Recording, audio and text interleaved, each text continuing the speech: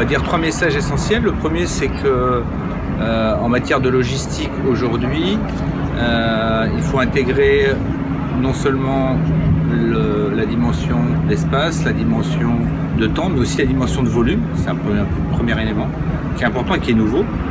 La deuxième chose, c'est que on doit dissocier de façon assez forte la logistique et la logistique urbaine, et que la logistique urbaine, elle doit intégrer des éléments forts de massification, de modèles économiques qui soient robustes et avérés, et en même temps d'avoir une vraie intégration avec les métropoles, avec tout l'environnement politique, de façon à pouvoir répondre à la contrainte qui a été évoquée, c'est-à-dire on veut plus de produits, plus de colis, mais en fait on veut en même temps une ville plus propre, moins de congestion. Donc comment trouver aujourd'hui une vraie réponse à cette équation qui aujourd'hui est loin d'être complètement résolue.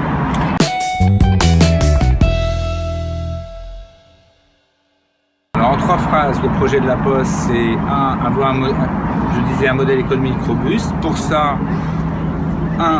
massifier, densifier l'utilisation de l'espace en intégrant au sein de notre projet de Bordeaux HLU plusieurs opérateurs et en faisant travailler ces opérateurs sur plusieurs créneaux horaires. Ce qui nous permet 2 choses, de répondre à l'afflux massif du traitement des colis et de la livraison en hypercentre-ville, et de répondre à l'équation économique qui nous permet en fait de pouvoir utiliser des fonciers mieux placés, un peu plus chers, mais dont on va répartir le coût sur plusieurs opérateurs. Ce bâtiment de Bordeaux HLU, il va être le PC a été déposé fin 2016, la livraison du bâtiment fin 2017.